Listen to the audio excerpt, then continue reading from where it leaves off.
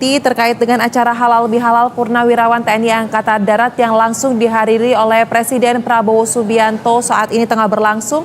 Berikut kita simak bersama-sama pemirsa. Yang saya hormati Ketua Persatuan Purnawirawan Angkatan Darat sebagai tuan rumah Mayor Jenderal TNI Purnawirawan Komarudin Simanjuntak,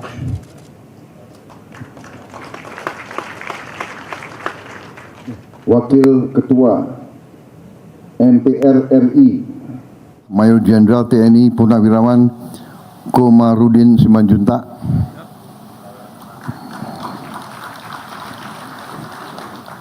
Wakil Ketua MPR RI Saudara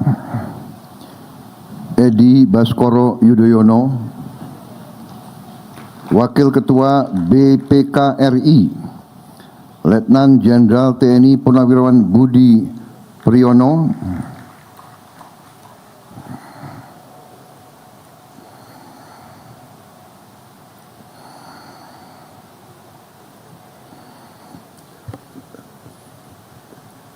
yang saya hormati Sri Sultan Hamengkubuwono ke-10, Gubernur Daerah Istimewa Yogyakarta, sebagai keluarga besar TNI, para menteri koordinator Kabinet Merah Putih yang hadir, Menko Infrastruktur dan Pembangunan Kewilayahan Saudara Agus Harimurti Yudhoyono,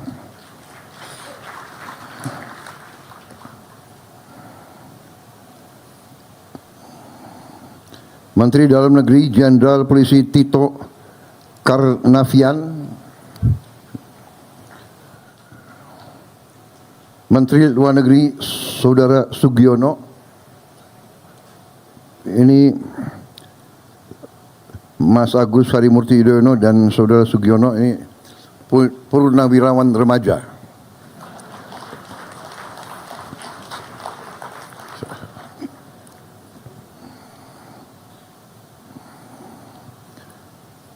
Oh, ada wartawan jadi nggak boleh terlalu banyak joke ya.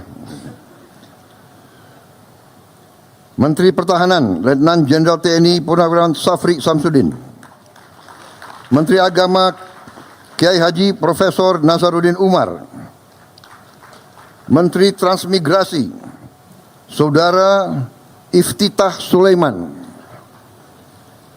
Menteri Perencanaan Pembangunan Nasional Saudara Rahmat Pambudi, Ketua Dewan Ekonomi Nasional Jenderal TNI Purnawirawan Luhut Binsar Panjaitan, Menteri Sekretaris Negara Saudara Prasetyo Hadi, Sekretaris Kabinet RI Letnan Kolonel Infanteri Teddy Indra Wijaya, belum purnawirawan,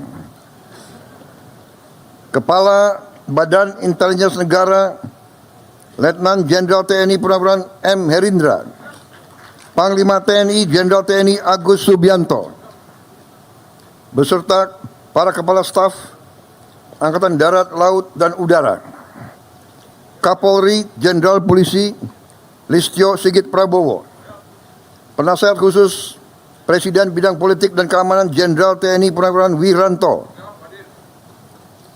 Penasehat Khusus Presiden Bidang Pertahanan Nasional Jenderal TNI Purnawirawan Dudung Abdurrahman, Kepala Staf Presiden RI Letnan Jenderal TNI Purnawirawan AM Putranto,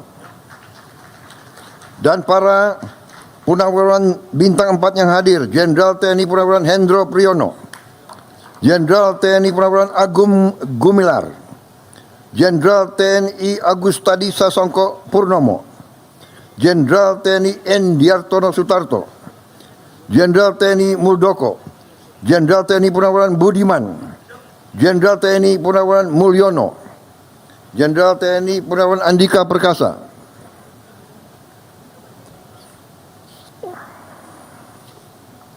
Marsikal TNI Purnawirawan Yuyuk Sutisna, Marsikal TNI Purnawirawan Herman Prayitno, Marsikal TNI Purnawirawan Imam Sufaat, Marsikal TNI Purnawirawan Ida Bagus Putu Dunia, Laksamana TNI Purnawirawan Ahmad Sucipto, Laksamana TNI Purnawirawan Marsetio, Laksamana TNI Purnawirawan Ade Supandi, Laksamana TNI Purnawirawan Siwi Sukma Aji, Jenderal Polisi Purnawirawan Bambang Hendarso Danuri, Jenderal Polisi Purnawirawan Sutanto, Jenderal Polisi Purnawirawan Timur Pradopo, Jenderal Polisi Purnawirawan Sutarman, Wakil Menteri Koordinator Bidang Politik dan Keamanan Letnan Jenderal TNI Purnawirawan Ludwig Friedrich Paulus, Wakil Menteri Kelautan dan Perikanan Laksamana Madya TNI Purnawirawan Didit Herdiawan Asyaf, Wakil Menteri Agraria dan Tata Ruang Mayor TNI Purnawirawan Osi Darmawan. Yang saya hormati, saya muliakan, dan saya banggakan saudara-saudara para pimpinan dan pengurus PPAD Persatuan Purnawirawan TNI Angkatan Laut, Purnawirawan TNI Angkatan Udara yang saya hormati, seluruh undangan yang saya hormati. Pertama-tama tentunya sebagai insan yang bertakwa, marilah kita tidak henti-hentinya memanjatkan puji syukur kehadirat Tuhan Maha Besar, Tuhan Maha Kuasa, atas segala karunia yang diberikan kepada kita, atas kesehatan, nafas yang masih diberi kepada kita bisa berkumpul di tempat yang baik ini dalam keadaan sehat walafiat untuk melaksanakan suatu halal bihalal dalam rangka masih suasana Lebaran, suasana Idul Fitri 1446 Hijriah 2025 Masehi. Saudara-saudara sekalian, karena ini halal bihalal, saya menyampaikan mohon maaf lahir dan batin, dan semoga kita menghadapi tahun yang akan datang, kita diberi perlindungan, diberi petunjuk sehingga kita bisa menjalankan tugas kita masing-masing dalam keadaan yang baik dan selalu di atas jalan yang lurus, jalan yang benar, jalan yang diridhoi oleh Tuhan Maha Besar, Tuhan Maha Kuasa bagi umat Islam, Allah Subhanahu wa taala. Saudara-saudara sekalian, terima kasih atas kehormatan yang diberikan kepada saya untuk hadir pada acara ini. Memang terus terang aja saya minta maaf, saya jarang hadir acara-acara semacam ini karena mungkin kebetulan jadwal dan waktunya tidak tepat. Tapi alhamdulillah beberapa hari yang lalu datang pimpinan PPAD menyampaikan undangan dan saya lihat saya bisa hadir, sehingga bagi saya ini suatu kehormatan. Saudara-saudara sekalian, kita sebagai purnawirawan diajarkan dari sejak kita muda sebagai prajurit. Hari-hari pertama kita di tentara, kita diajarkan bahwa begitu kita menjadi prajurit, hidup kita, jiwa kita sesungguhnya sudah bukan milik kita sendiri lagi, bukan milik keluarga kita lagi. Jiwa dan raga kita sudah persembahkan kepada negara, bangsa, dan rakyat kita. Itu pelajaran yang melekat di hati saya sebagai prajurit muda. Kemudian terus terang saja saya merasa beruntung, saya dan kawan-kawan saya merasa beruntung. Kami sempat digembleng langsung. Kami sempat merasakan kepemimpinan langsung dari Angkatan 45.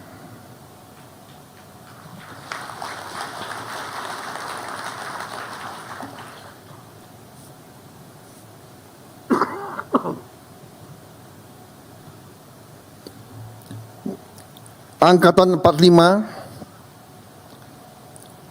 bukan saja dari tentara, bukan saja dari polisi, tapi harus dikatakan bahwa Angkatan 45 adalah generasi yang memimpin perebutan kemerdekaan kita. Mereka yang di kelompok bersenjata dan mereka yang tidak bersenjata tapi sama-sama berjuang. Angkatan ini memiliki ciri khas yang ciri yang sangat khas. Saya kira mereka-mereka yang merasakan hubungan langsung dengan Angkatan 45 akan membenarkan pendapat saya. Banyak yang merasakan langsung, saya kira Pak Tri, Sri Sultan, ayahanda dari Sri Sultan, seorang pejuang, seorang jenderal TNI menghadapi Belanda di Yogyakarta. Banyak di antara kita pasti pernah mengalami itu. Tapi yang saya rasakan adalah yang pertama, patriotisme yang berkobar-kobar, cinta tanah air yang luar biasa, dan kepercayaan diri, percaya diri, karena mereka merupakan bagian dari suatu generasi yang berhadapan dengan negara-negara adikuasa. Waktu itu Jepang adalah adikuasa, Inggris adikuasa, Belanda pada zamannya adalah adikuasa, the Dutch Empire. Sebelum British Empire, the Dutch Empire sangat-sangat kuat. Generasi 45 adalah generasi yang merasa bahwa penerus dari perjuangan ratusan tahun dari semua suku, semua daerah, yang menyatakan bahwa bangsa Indonesia tidak mau dijajah, bangsa Indonesia tidak mau jadi bangsa kuli, bangsa Indonesia tidak mau jadi bangsa pesuruh, bangsa Indonesia tidak mau jadi bangsa yang kerdil, bangsa yang miskin. Angkatan 45 berani mengambil sikap padahal negara belum punya anggaran, belum punya administrasi, belum punya organisasi, senjata direbut, kadang-kadang mengangkat dirinya pada saat orang tidak berani. Mereka di usia muda berani tampil. Panglima Besar Sudirman menjadi Panglima Besar pada usia 29 tahun. Ignatius Slamet Riyadi menjadi komandan brigade pada usia 22 tahun. Saudara-saudara, mereka muda-muda berani dan banyak yang mati waktu muda-muda. Di keluarga saya, dari sejak kecil selalu dibawa ke makam. Ini makam pamanmu. Gugur di Tangerang pada usia 21 tahun. Ini pamanmu yang lain. Gugur di Tangerang sebagai kadet umur 16 tahun.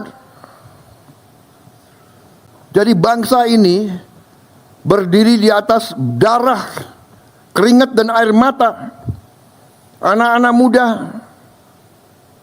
air matanya ibu-ibu. Saudara-saudara, kita merasakan kita digembleng oleh mereka. Itu yang tersisa di hati kita, saya yakin. Yang jelas di hati saya. Saya, saudara-saudara,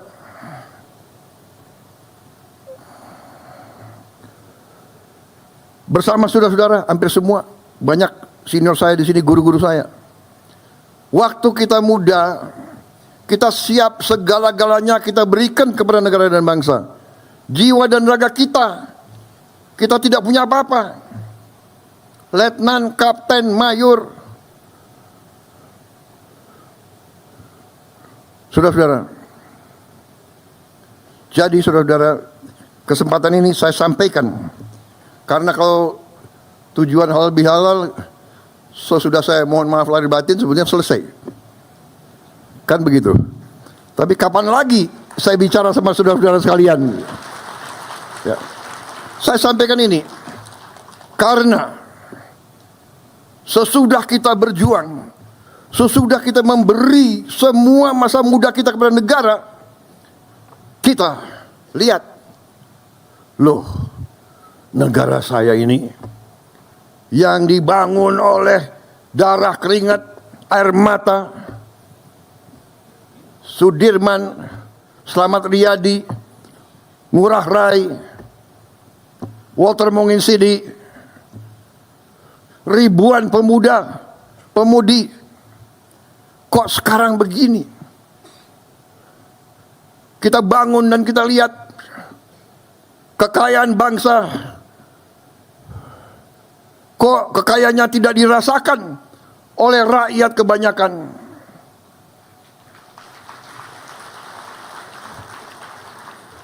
Kok senior-senior saya banyak yang begitu pensiun, hidupnya susah, rumahnya masih kontrak. Panglima-panglima saya, jenderal-jenderal saya, komandan-komandan saya lihat there is something wrong. Kita lihat, kita mau take off, dihajar. Tiap kali kita mau maju, dihajar. Kerusuhan, perang saudara, pemberontakan, suku lawan suku, agama lawan agama, gak jelas. Tapi kita sebagai jenderal, kita sebagai prajurit, kita lama-lama kita belajar. Oh, rupanya ini kita ini dari ratusan tahun diveda et impera, diveda et impera, diveda et impera, kita selalu dipecah belah, dipecah belah dan dipecah belah. Dan karena kita dipecah belah, tidak ada, maaf harus saya katakan, terjadi suatu kelengahan di mana elit kita kadang-kadang lupa dengan rancang bangun perjuangan pendiri-pendiri bangsa kita. Saudara-saudara kita, saudara-saudara sekalian, suatu kehebatan Angkatan 45 yang kita akui Bung Karno, dan generasi-generasi itu memberi kepada kita Pancasila dan Undang-Undang Dasar 1945. Dan itu selalu menjadi pegangan kita, seolah-olah Sabta Marga ada Pancasila, ada Undang-Undang 45. Sumpah Prajurit ada. Setiap produk selalu ada Undang-Undang Dasar 45 Pancasila. Tapi maaf, saya katakan banyak di antara elit yang tidak memahami atau tidak mau memahami atau pura-pura tidak mau lihat arti dari pasal-pasal penting dalam Undang-Undang 45. Dan karena itulah kita melihat bahwa kekayaan kita selama puluhan tahun mengalir ke luar negeri. Kekayaan kita tidak tinggal di republik kita. Ini sumber masalah. Dan karena inilah saya terjun ke medan politik. Saya terjun ke medan politik karena Angkatan 45 mengajarkan kepada saya dan kepada kalian semua bahwa kita harus menyelamatkan bangsa dan rakyat dan tanah air kita. Dan mereka mengajarkan kepada kita semangat tidak mengenal menyerah. Saya tidak rela kekayaan bangsa kita tidak dinikmati oleh rakyat Indonesia. Saya tidak rela. Dan karena itu saya terjun ke politik. Kita TNI selalu dituduh bahwa kita mau jadi diktator. Selalu dituduh. Padahal saya ingatkan ke banyak tokoh-tokoh situ. Coba buka sejarah dunia, ya. Tunjukkan contoh di mana ada sebuah tentara yang mundur dari politik, dari kekuasaan. Kita mundur dengan rela. Reformasi itu, saudara-saudara, yang mensukseskan reformasi itu adalah tokoh-tokoh TNI dan Polri. ABRI. Kita harus mengatakan apa yang benar. Dan maaf, sekarang kalau disurvei rakyat Indonesia, mana institusi yang paling Anda percaya? Tanya rakyat, yang teratas adalah TNI, tentara. Silakan. Bukan kita yang bikin survei. Ini survei internasional. Jadi saudara-saudara, yang ingin saya sampaikan, bahwa TNI karena sifatnya, karena semangatnya, karena kita diseleksi, direkrut, yang masuk biasanya adalah mereka-mereka yang patriotik. Jadi, begitu pensiun, begitu kita keluar dari tentara, rasa cinta tanah air, rasa tanggung jawab, rasa ingin berbakti, rasa ingin menyelamatkan bangsa dan negara masih kuat. Dan karena itu senior-senior TNI ada yang terjun ke politik. Pak Edi Sudrajat, Pak Tri bikin partai. Pak SBY bikin partai. Pak Wiranto bikin partai. Saya bikin partai. Kita kenapa? Karena kita ingin berbakti. Karena kita pada ujungnya kita mengakui kedaulatan rakyat. Kita tunduk kepada kedaulatan rakyat. Karena itu kita mau berkuasa dengan meminta mandat dari rakyat. Meminta mandat dari rakyat.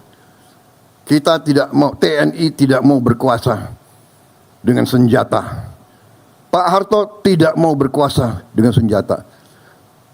Beliau tampil karena ada vakum, karena ada krisis. Janganlah kita mau kutak-kutik kebenaran. Janganlah kita mau kutak-kutik sejarah. Kita patriot, kita kesatria. Katakanlah yang benar itu benar dan yang salah itu salah.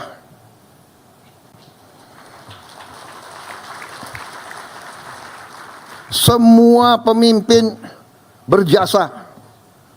Saya di sini, saya bisa maju, saya bisa punya keyakinan bahwa kita akan banyak hasil karena landasan yang dibangun oleh pendahulu-pendahulu sebelum saya. Kita harus akui itu. Nggak mungkin kita membangun dalam 5 tahun, dalam 10 tahun. Tidak ada negara yang dibangun dalam 10 tahun. Tapi apa yang dilahirkan oleh presiden-presiden kita, dan tidak hanya presiden, membangun bangsa itu tidak hanya 1-2 orang. Jadi saudara-saudara, apa yang saya ingin sampaikan? Saya ingin sampaikan bahwa kita sebagai purnawirawan dari segi kedinasan benar kita sudah menyerahkan kepada generasi selanjutnya. Tapi sebagai patriot, sebagai warga negara, kalau kita masih punya kemampuan, kalau kita masih punya semangat, kalau kita masih punya sesuatu yang bisa kita sumbangkan kepada negara dan bangsa, ya kita harus menyumbang apa yang kita bisa sumbangkan. Karena itu saudara, kita hargai semua sikap, semua pendapat, tapi tentunya kita harus belajar dari sejarah. Kita harus lihat kenyataan yang sedang berlaku, bahwa di dunia ini sekarang ya, hanya yang kuat yang survive. Ini fakta dan kenyataan. Negara-negara yang tidak kuat punah. Kenapa dia punah? Dia tidak mampu bertahan. Kenapa dia tidak mampu bertahan? Karena dia tidak bisa mengamankan sumber-sumber kekayaan dia sendiri. Kalau suatu bangsa tidak bisa menguasai sumber kekayaan sendiri, bangsa itu miskin. Sangat sederhana. Saudara-saudara sekalian. Dan kita harus mengerti, mantan prajurit ini harus mengerti. Perang kita tidak inginkan. Perang dahsyat. Tapi kadang-kadang kita dipaksa untuk perang. Kita dipaksa. Kalau kita tidak berani ambil keputusan untuk perang, tidak kita merdeka. Karena Belanda tidak mau memberi kemerdekaan kepada kita. Sama sekarang. Kita lihat apa yang terjadi di dunia ini. Ya. Yang kuat akan memaksa yang lemah. Karena itu saudara-saudara, saya sampaikan di mana-mana, kita harus sadar bahwa Indonesia selalu akan diganggu dan sedang diganggu. Kita tidak mau ganggu bangsa lain, tapi bangsa lain mengganggu kita. Kenapa? Karena kita kaya. Kita punya nikel terbesar di dunia. Kita punya boksit ke-6 terbesar di dunia. Kelapa sawit kita terbesar di dunia. Jangan kita anggap enteng kelapa sawit. Kelapa sawit sekarang sudah menjadi komoditas kritis, strategis. Setiap saya kemana, negara-negara mana, mereka minta, yang mulia, tolong kelapa sawit Indonesia kalau bisa prioritas kepada kami. Mesir, Pakistan, India, bahkan Eropa. Ternyata dari kelapa sawit ada 65 atau 67 produk. Di antaranya kita bisa bikin BBM dari kelapa sawit. Negara kita sesungguhnya tidak perlu import BBM sama sekali dari manapun. Dan kita harus tahu, kita import BBM hampir 40 miliar dolar satu tahun.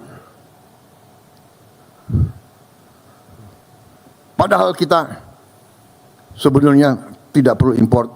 Dan saya dalam pemerintahan yang saya pimpin, saya bertekad bahwa Indonesia dalam 5 tahun akan datang harus swasembada BBM, harus swasembada energi. Dan nanti ada yang bertanya, apa bisa? Gitu. Harus bisa. Nah ini semangat yang ditanamkan oleh Angkatan 45, semangat tidak mengenal menyerah, harus bisa. Merdeka atau mati. Berdiri di atas kaki kita sendiri. Kita tidak mau jadi kacungnya bangsa lain. Kalau yang mau silakan, saya tidak mau.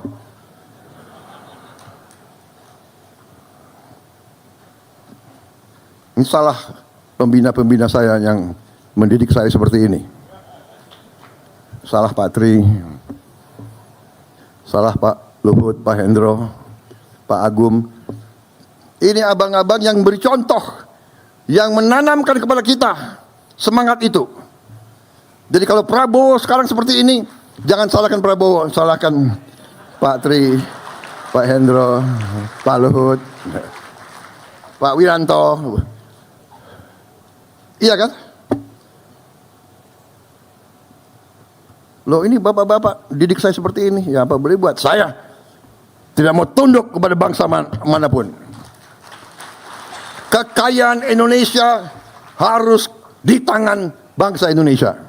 Dan Angkatan 45 telah memberi senjata pamungkas yang luar biasa, yaitu Undang-Undang Dasar 1945. Perlu saya tayangkan pasalnya? Baik, saya kira waktu sudah habis. Ya, sebelum saya diusir, saya tutup dengan satu slide.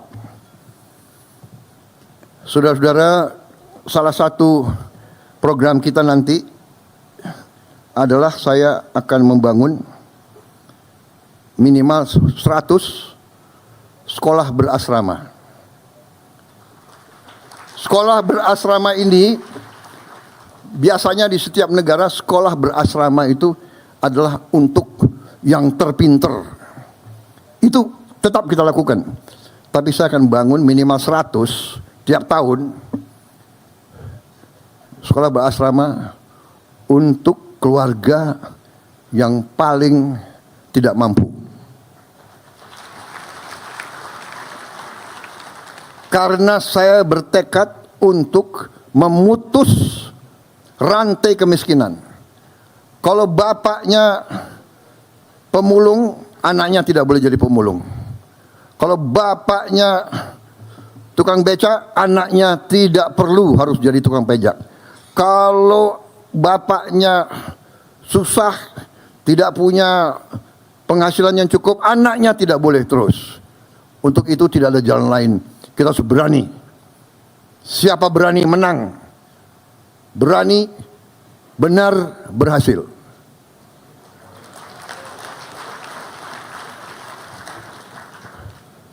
Berani dulu. baru benar. Setelah berani benar, baru berhasil. Harus berani dulu. Ya. Kalau nggak berani, kita nggak bisa dapat apa-apa. Jadi, ini konsepnya sedang dikerjakan. Insya Allah bulan Juli kita buka mungkin 53-55 kampus pertama.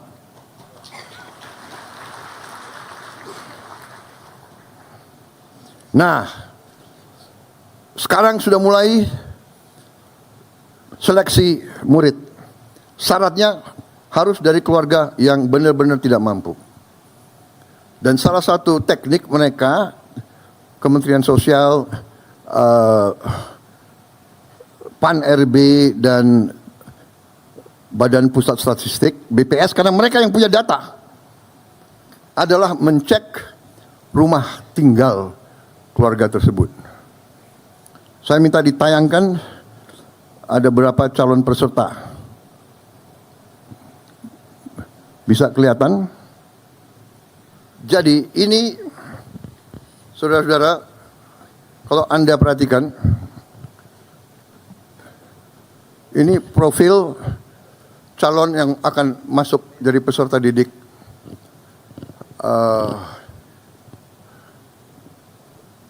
Namanya Naila, ya.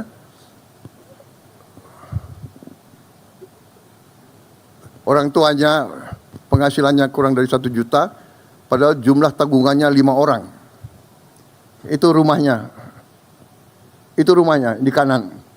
Yang menarik bagi saya, rumahnya seperti ini, Naila masih bisa senyum.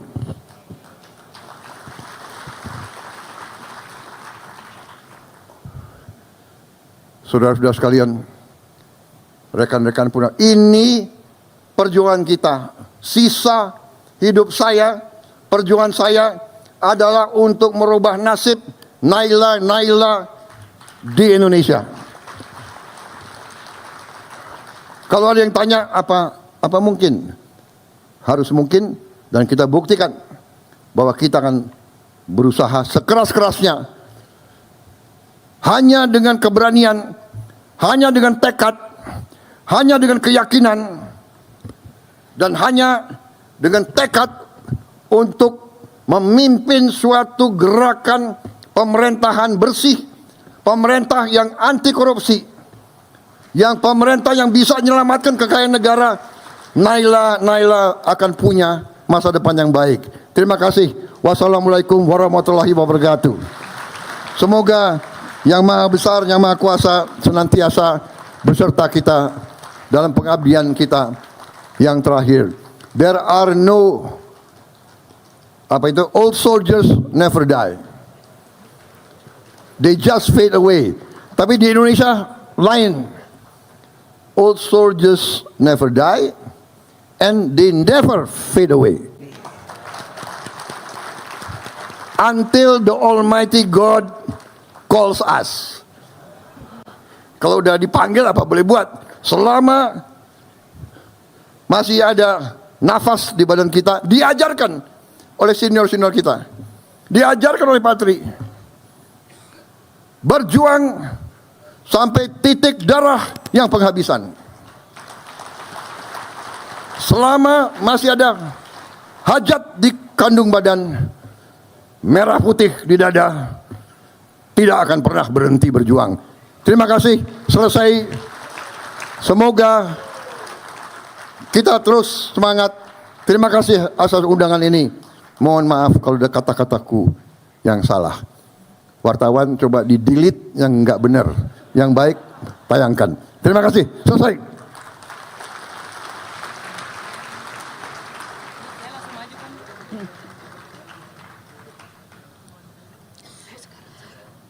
Hadirin dimohon